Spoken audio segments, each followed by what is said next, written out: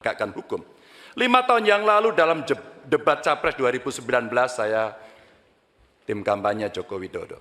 Beliau menyampaikan dan kita diingatkan untuk tidak memilih calon yang punya potongan diktator dan otoriter dan yang punya rekam jejak pelanggar HAM, yang punya rekam jejak untuk melakukan kekerasan, yang punya rekam jejak masalah korupsi.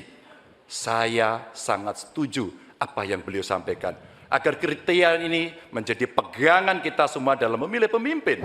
Artinya diberikan melalui pendataan yang baik, informasi data itu harus akurat, dan mekanisme pemberiannya melalui jalur birokrasi, bukan dibagikan di pinggir jalan. Berbicara. Secara garis besar, ya, secara objektif, saya menilai jawaban-jawaban Pak Anies baik, bagus, relevan. Saya banyak setuju dengan jawaban tersebut. Sekali lagi, kedua masukannya juga sangat relevan. Ya, saya juga sependapat. Saya kok ya harus mengakui juga bahwa saya banyak sependapat dengan dua. Berarti apa? Keberpihakan kita kepada kaum pekerja di luar negeri itu sebenarnya sama.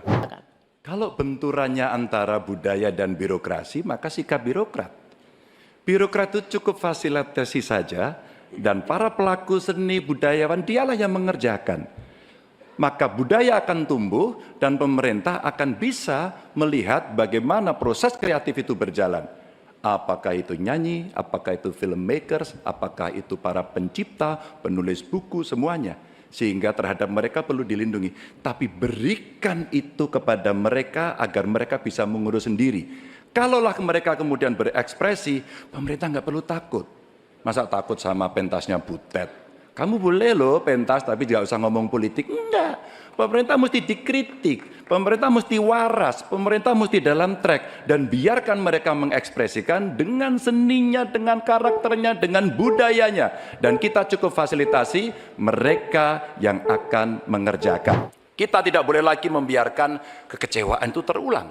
Dan kemarahan rakyat kemudian muncul. Lalu mereka menjadi apatis.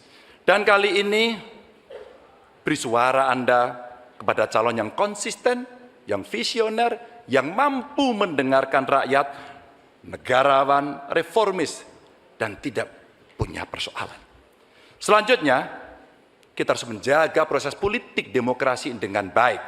Kita mesti melawan politik dinasti itu yang didukung oleh mereka yang statementnya sangat terbuka, menguasai sepertiga kekayaan Indonesia.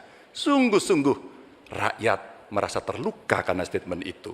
Dan yang mengutamakan kepentingan keluarga menjadi di atas kepentingan segalanya. Hari ini kampus berbicara, masyarakat sipil berbicara, dan kita sedang diingatkan agar track demokrasi bisa berjalan dengan baik.